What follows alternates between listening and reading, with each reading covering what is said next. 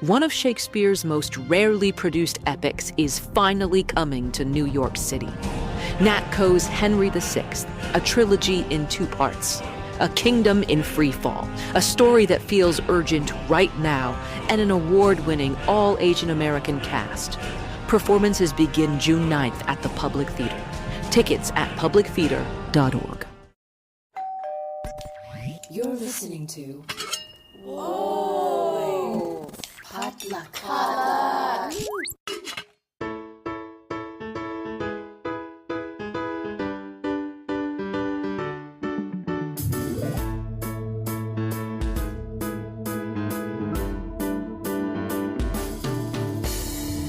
And hey, welcome to Books and Boba, a book club and podcast featuring books by Asian and Asian American authors. My name is Marvin Yue. And I'm Rira Yu. And we are here today with an author chat with Yejin to talk about her debut YA fantasy novel, The Last Soldier of Nava. As always, Books and Boba is supported in part by our listeners. So if you've been enjoying this podcast and want to become a bigger part of our book club, head on over to patreon.com/booksandboba, where as an official Patreon supporter, you gain access to our members-only Discord server. You can chat with us and fellow book club members in real time about all sorts of topics, including our monthly book club picks.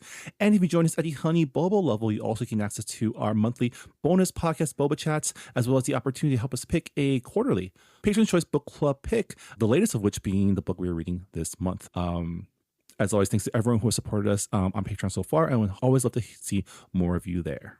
Yeah, so we talked to Yejin about her inspirations for this book, the Korean mythology behind it, developing her main characters, Shadow and Scarlet, who, end up in a sapphic relationship, and also just talking about her publication journey.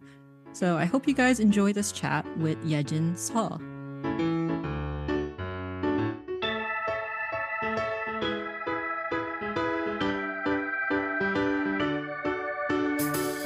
And we are here with Yejin Seo, a Korean-American author based in New Jersey.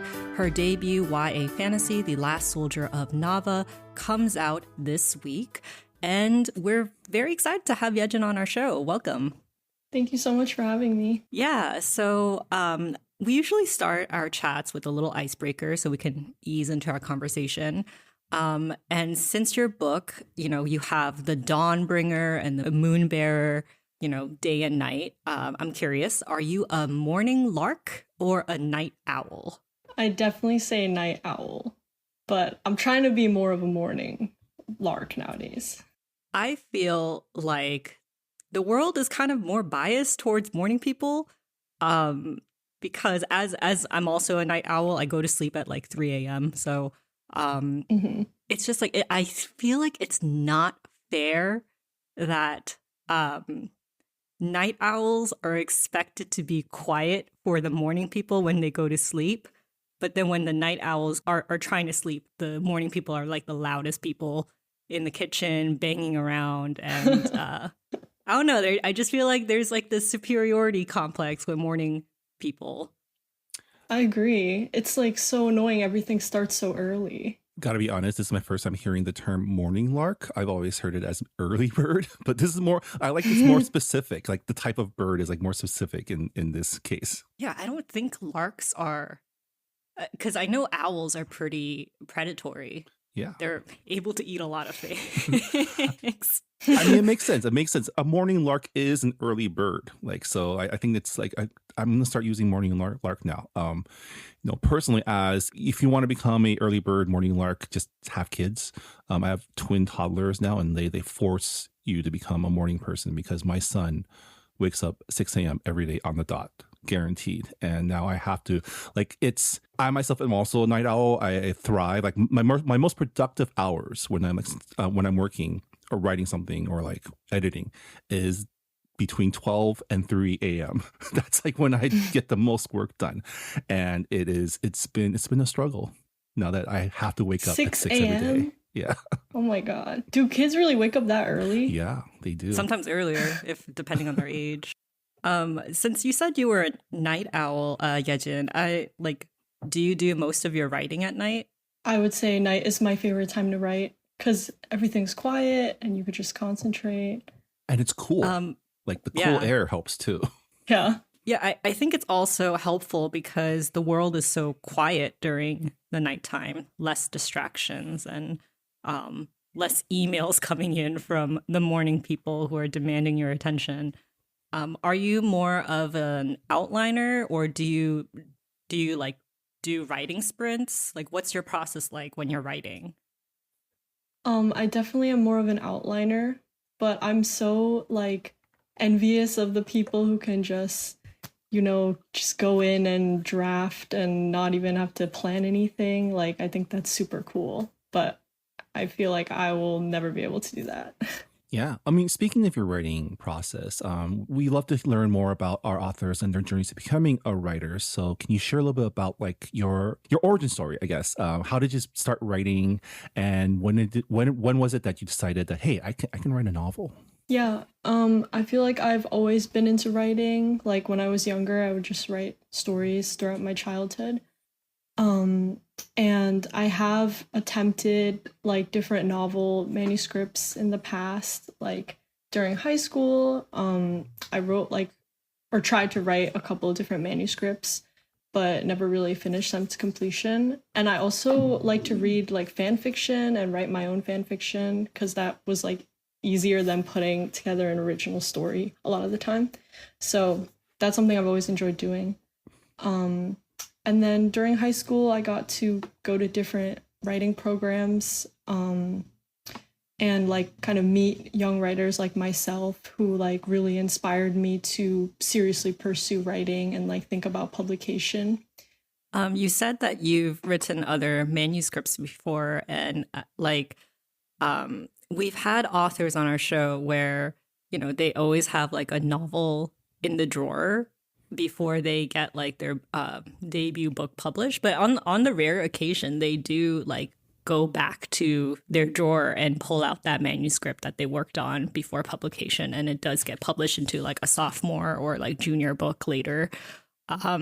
Was The Last Soldier of Nava a manuscript that like was kind of sitting around for a long time and you had to like go back and work on it, or was it something that you like picked up after being like, okay, like this manuscript is not working, let me work on something new?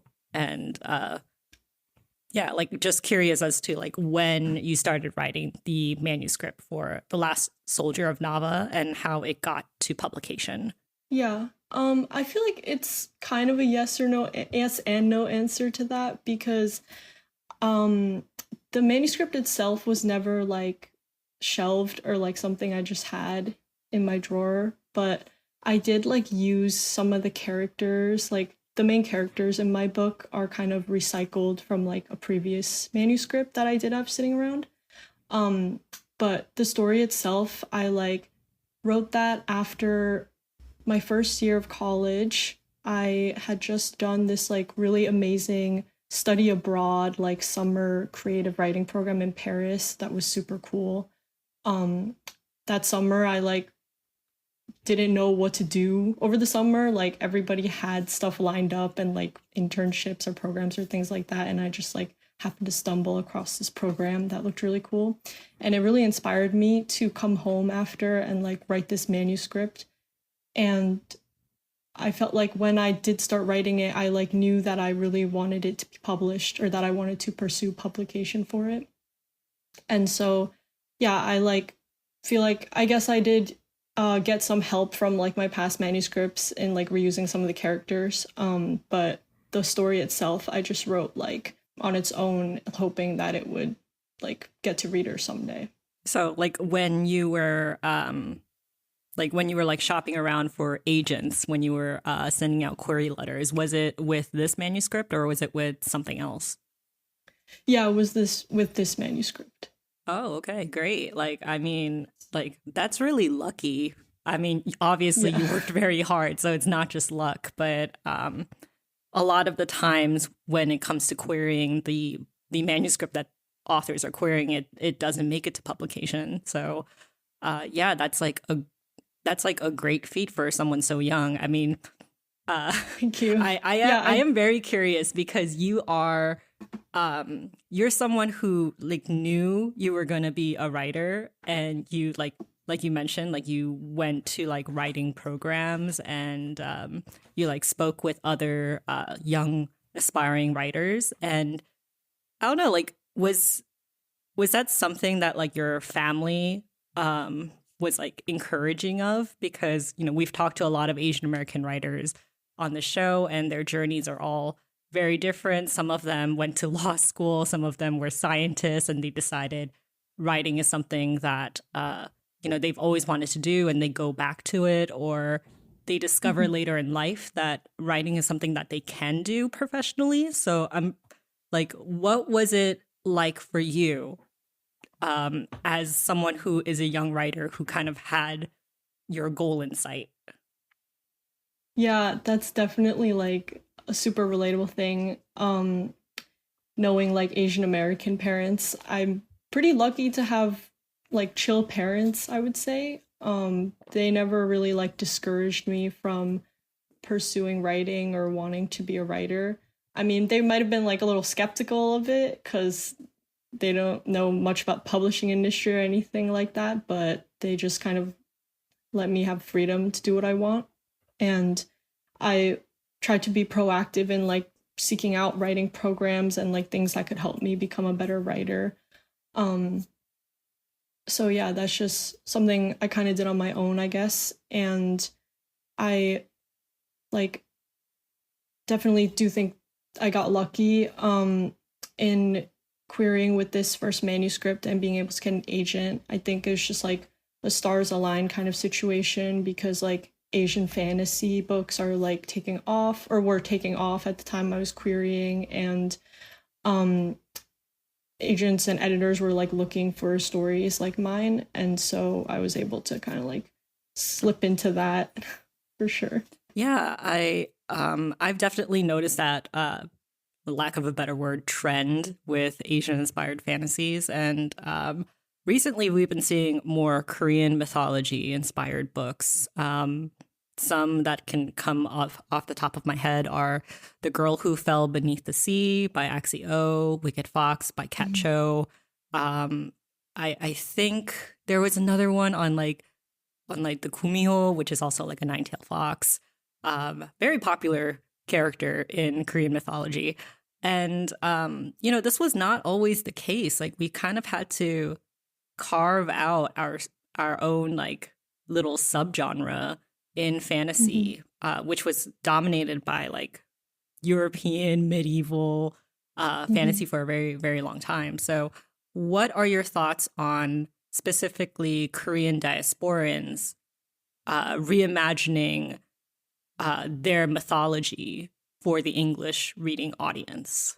Well, I'm all for it, of course. Like, I love that Asian fantasy is so popular right now, and that different East Asian authors and especially Korean authors are, in a sense, like popularizing tropes or like reclaiming tropes or premises that have been deemed like cliched. Like, I feel like there's a lot of tropes and premises that people have sort of written off as like overdone or cliched, but it's like it hasn't been done yet by certain communities, if that makes sense.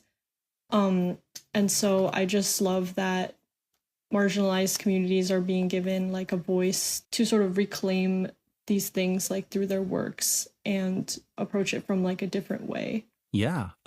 So before we get into talking about your debut novel, I want to roll back a little bit, because you mentioned that you dabbled in fanfic writing, and I'm always curious when our authors mention this, because I'm curious if you're willing to share. Can you let us know what your specific fandom was that you wrote about? I feel like I had multiple, but like there was a time period when I was really into like Harry Potter fan fiction, and it's funny because people are still so into Harry Potter fan fiction, and there's like so many books coming out right now that are like reimagined like fan fictions of Harry Potter characters. Like, I don't know if you've read Alchemized, but I know that's like Alchemized, which was adapted from Manacled, which was a very, very popular fan fiction. Yeah, like that got like six-figure deals, and like now there's like a movie deal attached to it, which is wild. Yeah, that's just so crazy to me. But I guess like, yeah, everyone was into it or is still into it. Yeah, I mean, fan fiction is like a nice practice into honing your craft. And yeah, it is like a little strange that something that used to be I don't know, like kind of like alternative is now like mainstream. And now that there is kind of like a pipeline to traditional publishing, and they're actually man, like I think most recently the fandom that's getting like a lot of attention in terms of fanfiction writing is Heated Rivalry. And like I would not be surprised if like 2 years from now we're gonna get like a bunch of books that used to be Heated Rivalry fanfiction. I mean, isn't like BL stuff in the fanfiction community kind of like it's like a core memory or core function? I don't know the right term for it, but like it's, you know, I know there's a lot of like I'm like too old to like be slash fiction, right? Is that the term? Oh or, my god, no? slash fiction, that is such an old terminology, you old man. I mean, like it's funny because like for a lot of people in the Heated Rivalry fandom, it's like their first foray into fandom, so like they don't really know much about fanfic etiquette and like how to kind of navigate that space and how tagging works. I mean, we're going into a totally different topic that I thought than I thought we were going into, but yeah, like I mean, fanfiction writing is not anything new when it comes to creative writing. I mean, look at like Jane Eyre, which is written by one of the Bronte sisters. That was kind of like a fanfiction from Pride and Prejudice. You have characters who like share the same name, and it was just kind of like a what if situation. It was a reaction to it was a reaction to how the public enjoyed Pride and Prejudice. So it's just like, yeah, fanfiction has always kind of existed, and it's a great way to practice. Moving on. For our listeners who are unfamiliar with your book, can you give us a quick elevator pitch on what it's about? Yeah, so The Last Soldier of Nava is a Korean-inspired fantasy. It's about a character named Shadow who is brought back from the past, like sort of reincarnated into the present, and is seeking revenge on her father, who is also the ruler of this country that is being torn apart by like environmental catastrophe and war. It's also sapphic. Yes, very important. It's also sapphic. So like your debut novel actually released in the UK last year, and I'm very surprised because you're an Asian American writer, and the American publishing date is, you know, it's this year, it's this month. How did that happen? Yeah, I just like initially signed with HarperCollins UK just because there was an editor from that team who like was interested in my book. So that's why it released last year first in the UK, and now this year like the HarperCollins US team is releasing it.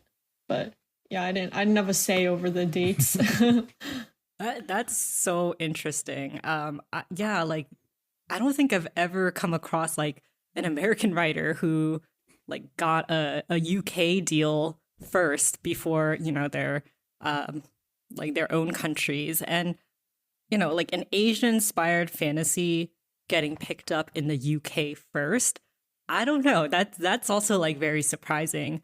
What did you have any what was like the reaction from UK readers when your book came out last year? I feel like it was fairly well received in the UK. Obviously I'm not from the UK, so I'm like less familiar with like UK readers and what they're into, but I do feel like they are really huge lovers of fantasy.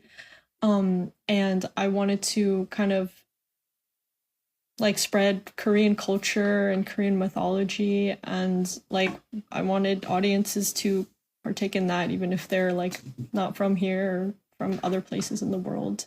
Yeah, I mean, I've also really been enjoying like the growth of like Asian American fantasy novels, right? And I'm a Chinese guy, so like I'm not familiar with the Korean folktales, Korean myths, but it's been kind of cool to see the overlaps between like the Korean mythology, Korean folklore, and Chinese folklore, and like where things are similar, where things are different. So I'm really curious.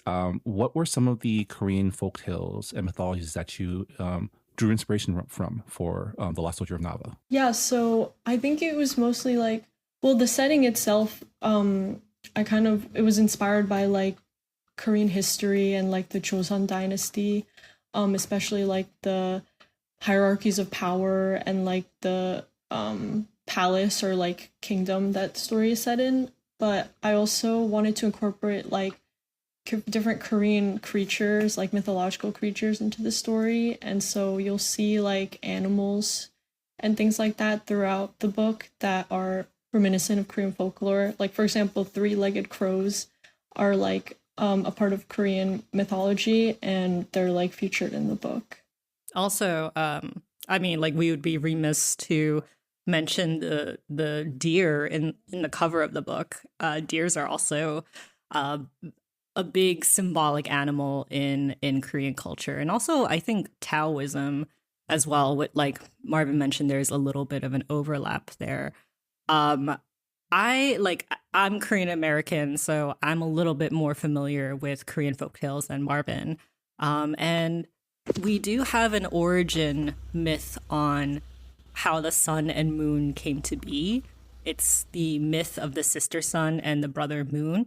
I'm curious, like, did you draw from that folktale at all when you were writing about the moon bearer and the Dawnbringer, and just like this origin story before your book actually begins?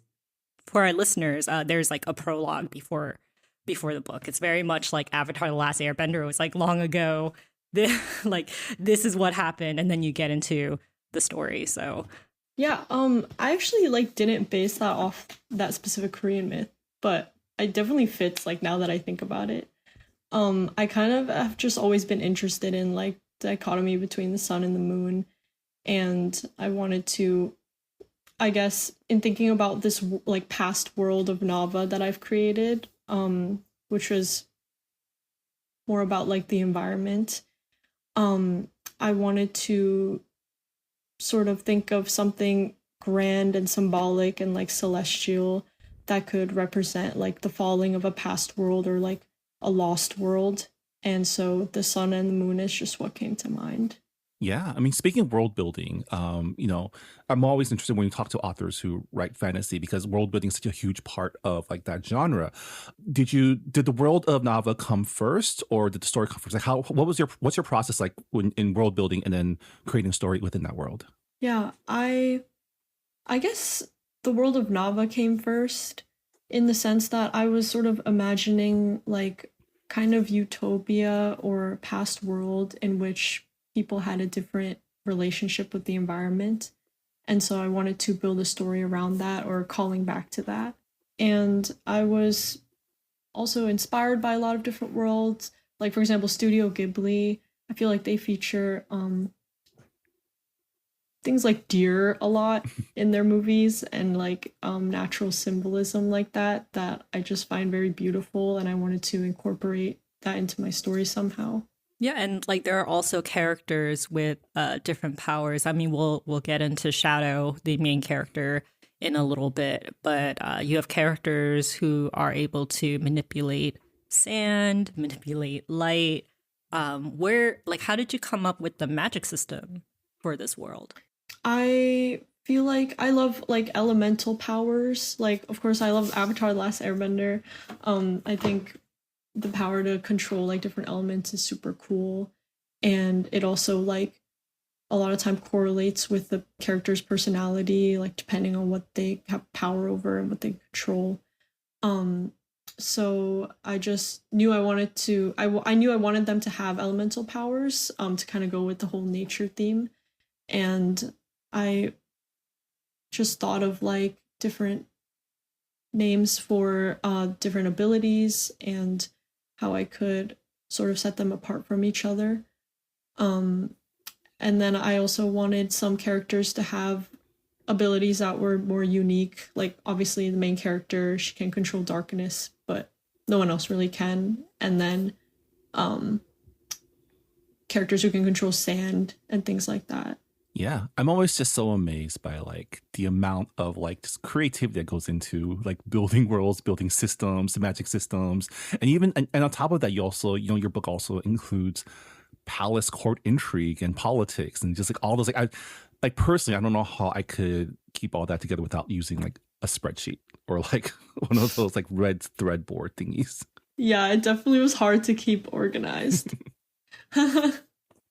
Oh, Wait, yeah, like Scrivener. Like, are you a Scrivener user or do you use a different software? I've never used Scrivener. I'm like curious as to like, do you like Scrivener? I personally have not used it, but a lot of authors have, and you know, like it's really interesting because a lot of the authors who are like really into outlining and really into like, you know, the red string board, like mapping out their plots and world building, they love Scrivener because there's a lot of like there's a lot of ways to keep track of like very minute details. And we also know authors who have used like softwares to make mood boards. Did you use mood boards or like what, like, or did you have like a soundtrack while you were writing? I mean, honestly, no. Like, I guess I'm a pretty boring writer because I just like sit down and write, and I don't do like I don't really make. I know people make like playlists and mood boards and things like that, but I don't know. I guess I'm not really interested in that. No, it's not. It just means that you're straight to business. Yeah, I gotta be honest. My creative process is also very analog. I have moleskins all over my office, and I literally have post-it notes for like outlines that I do on my wall. Like, it's all like I've tried using Scrivener and also and other like online note-taking things. I just can't get into it. I maybe it's because I am a little bit older, but I just need the tactile feel of paper to like get my ideas down. I don't know. I guess it would be nice to like make it more pretty, or like make planning more pretty. But yeah, I don't know how to do that. I think TikTok has really kind of like made planning into like an aesthetic. Like it has to be pretty. Like you have to use pretty stickers. You have to use like these like beautiful illustrations for your notebook, and it's like no. Writing is messy. Whatever it takes to get it done. It does not matter. But let's talk a little bit about your main character, Shadow. You mentioned that, you know, they have, you know, an ability that no one really else has. They have the ability to control darkness. And they are pretty much like a mythologized weapon of destruction. They are an assassin. So can you tell us how you came up with the character of Shadow? And also, like, Shadow is kind of an unreliable narrator because she has memory lapses. So I'm just curious how you like developed her as a character. I'm very interested in characters that like, I guess, like one of the themes in the book I feel is about identity. And so I'm interested in characters that have certain identities forced upon them, or like roles that they are made to fulfill that they don't necessarily want or live up to.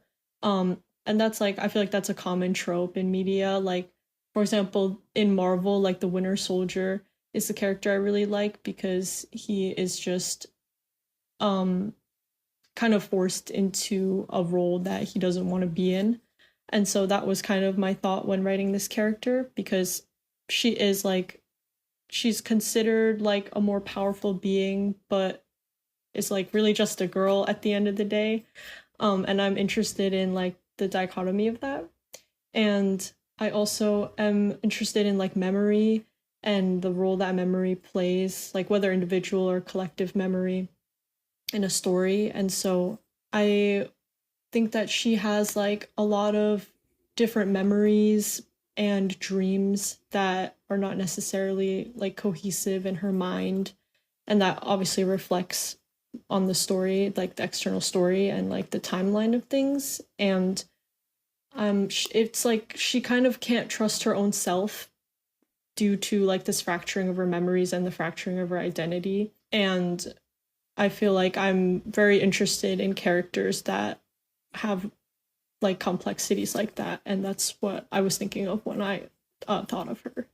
Yeah, I mean, personally, it's one of my favorite tropes in, like, I guess action storytelling is like the tortured former badass, right? Or the person who, like, the veteran who, like, you know, wants to live, just wants a quiet life, but then the world keeps dragging them in, like the John Wicks or like the like one last the job. X-23s, right? Yeah. There's something really interesting about that story, which is like, you know, like, is it possible to be forgiven for things that happened in the past if you're trying to like live a better life now? Yeah, and just like how we're shaped like by our environment or like where we were raised and stuff, and how flexible or inflexible that is, I guess. Yeah. And I may be reading too much into this, but like, you know, this is an Asian American book club, so I see everything through that lens. And like the fact that like Shadow grew up controlled by her father, by handlers too, and who seeks to control her even now into adulthood, it read like a very Asian American like allegory to me.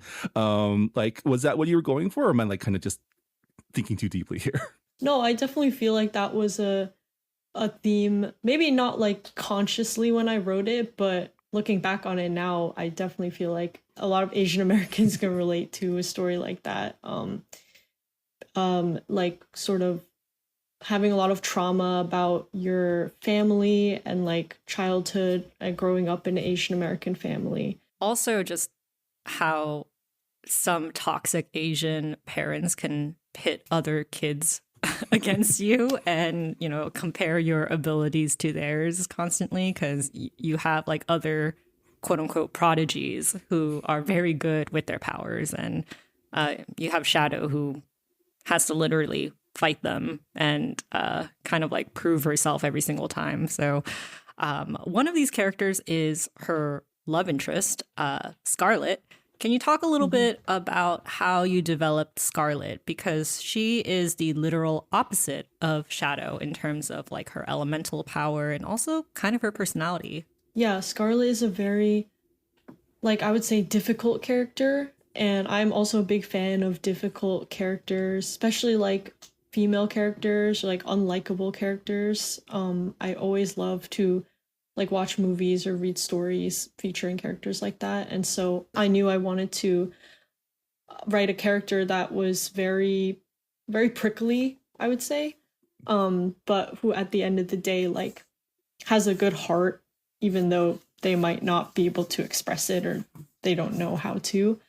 And so she was definitely like my favorite part of writing the book because her character just felt so like alive in my mind to me. Maybe it's because recently I've been like revisiting like Shadow and Bone in like the Grisha verse, and for listeners who are not familiar with that series, it's like you have like a male shadow summoner and you have a female sun summoner, and you know there is kind of like this dark romance and kind of like a toxic relationship in that series. But I was just like thinking, I was like, wow, like this is a sapphic love story, but it's kind of like in reverse to that kind of relationship, because they are they're enemies to lovers. They don't get along in the beginning, and then eventually they're able to, you know, bond and kind of like be vulnerable with each other. Why was it important for you to have their sapphic love story in this fantasy world? I feel like I just wanted to write a sapphic story. Like I don't know if I have like more motive behind it, but when I created these characters, I just knew I wanted both of them to be like girls or women, and I felt like it only made sense for them to develop like a kind of romance, because they are like complements of each other. And I love Shadow and Bone, so it's so funny that you brought that up, because I definitely feel like that was an inspiration for this book. And now, like, now that you mention it, it is funny that it's kind of like swapped, because I would say the more difficult character has like a power, like light summoning power, whereas Shadow, who is like more of a gentler character, has like these scary powers of darkness or whatever. And I guess that just goes more again with like the roles that they're forced to play, or the identities that they have to uphold. And so yeah, I just wanted to write like a sapphic romance, because there are a lot of like similar romances to the one in Shadow and Bone. I feel like the Darkling and what's the main character's name? Alina? Yeah. Oh yeah, like there are a lot of romances like that, like straight romances, but I felt like I didn't see a lot of sapphic ones, especially in like Asian fantasy, so I wanted to do that. Yeah, I feel like shadow powers, like we've seen that in like television, books, web comics, and it's always a dude. Mm-hmm. So I was actually quite surprised that, you know, your main character Shadow was a girl, and she was like also very much like, I want to be left alone, and not like someone who had, you know, big ambitions and like was really deeply involved with the court politics. So yeah, it was like it was surprising to me as a reader, and I just love the fact that the sapphic love story, like that just came so naturally to you, because I can imagine publishers and editors being like, this is a little much. Like, this is, you know, it's already an Asian inspired fantasy. Do we have to add like a sapphic love story on top of that?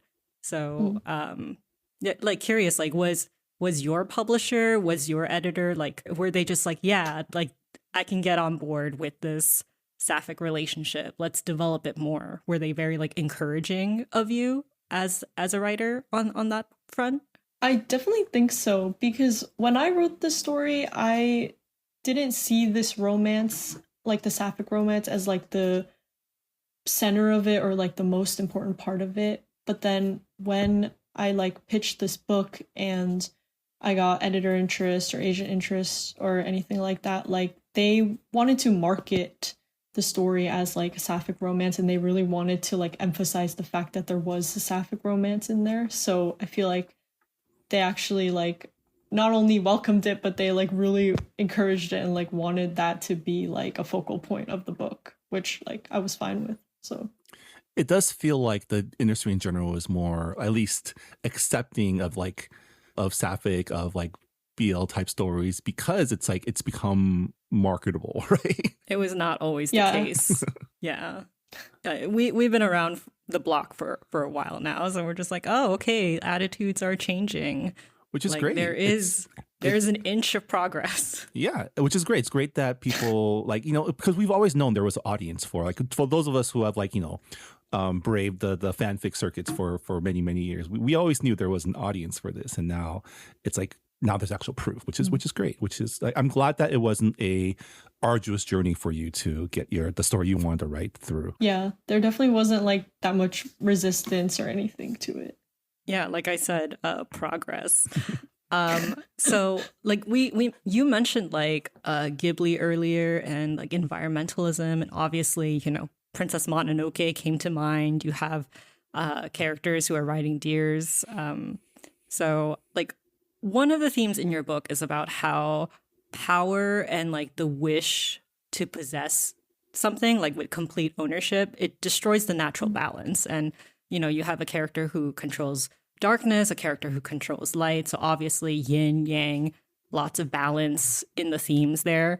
Why did you decide to incorporate like environmentalism into your story? Because you also have these dead zones where just like there are pockets of land that are just coming into decay because like what had happened was you learned that one of the two dragons has been like killed, and that kind of killed the balance of the whole world. So can you talk us through why it was important for you to include this theme of environmentalism and natural balance in the story? Yeah, I've always been very interested in environmentalism and themes of environmentalism and like whatever I read or watch. And so I really wanted to write a book like with including those themes. And I also love the, I guess, parallel between an environment and what is happening to the environment and like personal character development and character arcs. And so if one of the themes in the story is like about Shadow and her identity and being controlled all of her life, I wanted to reflect that in sort of this external environment that's under decay and is also being controlled, and how balance can never be achieved as long as that's happening. And so I was inspired by a lot of like sci-fi stuff I've read for the Dead Zones. Like there's a sci-fi book I really like called Annihilation, where the environment is basically just being mutated or like changed. And I find concepts like that really cool. So in writing the Dead Zones, I was thinking about like environmental catastrophe in general and how slow and like enroaching it is and how destructive it can be on a community, and how this reflects like the more internal struggles that the characters are facing. Yeah, like Marvin mentioned earlier in this podcast, you do have some like politics in it. You have court intrigue, and the country that they kind of share a border and also have conflict with is this country called Asanai. I'm not sure if I'm pronouncing that correctly. That's the thing with fantasy novels. You read it out loud and you're like, I've never come across this word before. Hopefully I'm pronouncing it correctly. Where did you get the inspiration for that country? Because Nava, or I guess like later they're called Iksong, is, you know, kind of based on Korea. So I'm curious like what the inspiration was for the other country.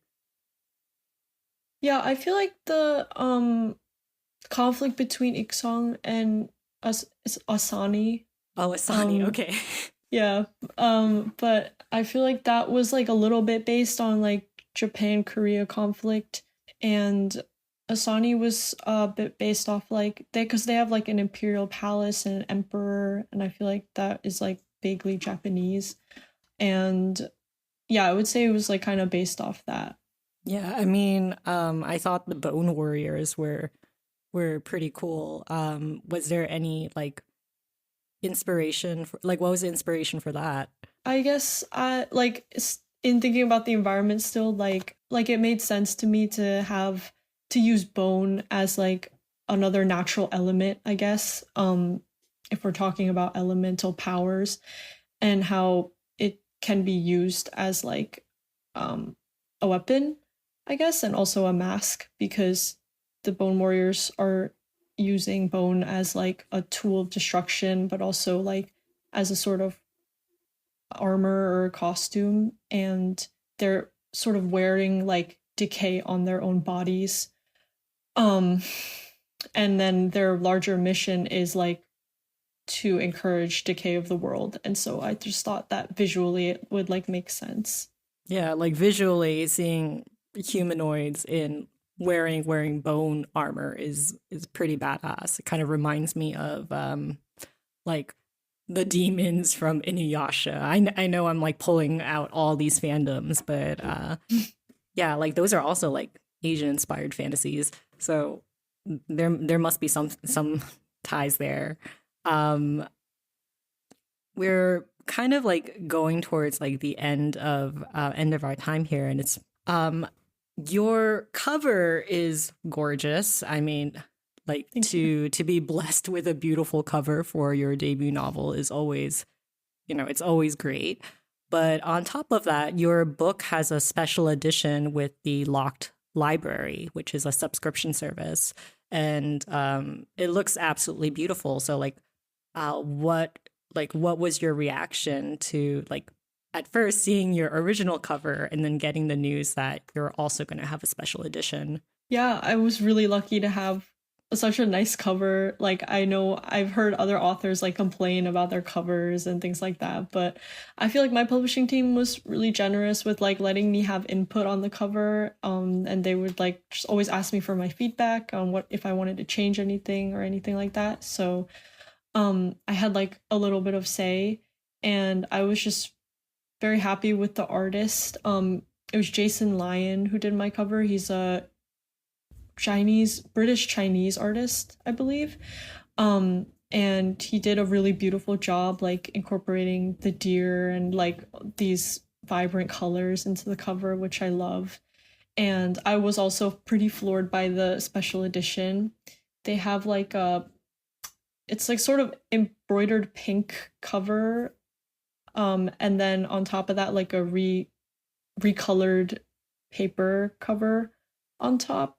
And there's also like character art inside and just like a lot of different elements that brought the story to life. And yeah, I love it. I wish I had more copies of the special edition, but I have one right now. I mean, it's called a special edition for a reason. Yeah. So like, are you working on another book? I mean, I hate asking this question because you just came out with a book and it was like years of work. So are you working on another book, or what's next for you? Yeah. For me, like, this book was written a while ago because publishing is so slow. Like, I feel like so much time has passed since then. And since then, I have been working on other speculative projects. I'm interested in like exploring new genres and switching up genres, whether YA or adult. And the most recent manuscript I just finished is like a sci-fi cyberpunk work in progress because I'm a big fan of that genre. So I'm excited to see where that goes as well. Yeah, it sounds like a fun way to exercise those world building skills in the cyberpunk genre. I'm so excited for that. But well, good luck on your future endeavors. Again, congratulations on the American debut of your novel. And thank you so much for joining us on Books and Boba. It was great talking to you. Thank you so much for having me.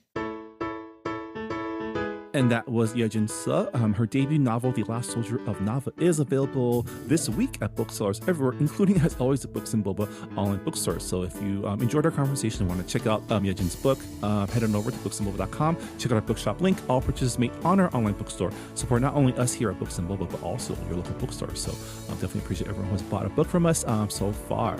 And yeah, before we go, just a quick reminder that this month's Patron's Choice Book Club pick is Sunshine Nails by Minh Nguyen, a Vietnamese-Canadian family comedy about the Tran family who have to band together to save their family-owned Toronto nail salon when it is threatened by gentrification when an ultra-glam chain salon opens across the street. Again, thanks to our patrons for helping us pick this book to kick off our summer reading season. As always, if you are a Patreon supporter, don't forget to join our ongoing discussion of this book on our members-only Discord server. The reading schedule is posted on Discord as well as on Patreon. As always, we love to include the feedback of our members in our discussion podcast episodes whenever possible. And yeah, I guess that'll do it for this episode of Books and Boba. Thank you once again to Yejin Suh for joining us, and we'll see you all next time. Bye, everybody. Bye. Thanks for listening to Books and Boba. This podcast was hosted by Marvin Yue and Ri Ryu and edited and produced by Marvin Yue. Follow the book club on Twitter and Instagram by going to @BooksandBoba and engage with us on Goodreads on our Goodreads group. You can also check out past episodes of the podcast by going to booksandboba.com and by subscribing to us on your favorite podcast app. Don't forget, you can support Books and Boba and Asian American authors by purchasing books at our bookshop.org account. Check out the link in our show notes and also at booksandboba.com. Books and Boba is a proud member of the Potluck Podcast Collective, a collective of Asian American hosted podcasts featuring unique voices and stories from the Asian diaspora. Learn more about the collective and check out our fellow Potluck shows by visiting the website podcastpotluck.com. Thanks for listening. Hey,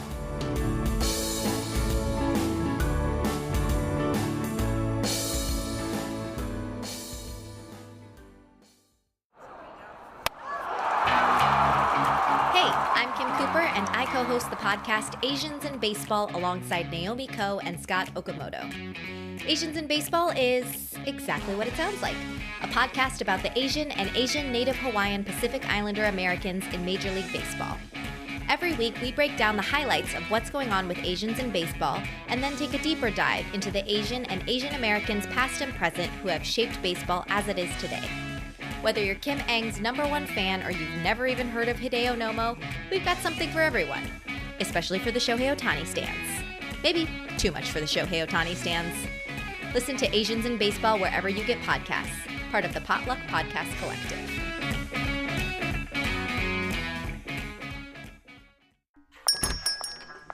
Hungry for spicy food and even hotter conversations? Craving community and authentic storytelling? Then join the table. This is Minor Legends, a new comedy fiction podcast supported by Potluck. Pull up every week with me, Angela Wong-Carbone, and follow the stories of me and my friends as we serve up tasty tales of what it means to be Asian American at our weekly dinner hang. If you enjoy deep dishing on absurd stereotypes like tiger moms who tutor your dating game rather than grades, the insanity of your parents' immigration story, to the legend of that one good Asian cousin you can never live up to, then pull up a seat and grab a plate. Featuring dinner guests like Ronnie Chang, Brian Park, Usama Siddiqui, Celia Au, Perry Young, Supriya Ganesh, and more. It's a tasty rotation that'll leave you belly laughing and steeped in relatable and spicy conversations. Can you take the heat? Listen now for free wherever you get your podcasts.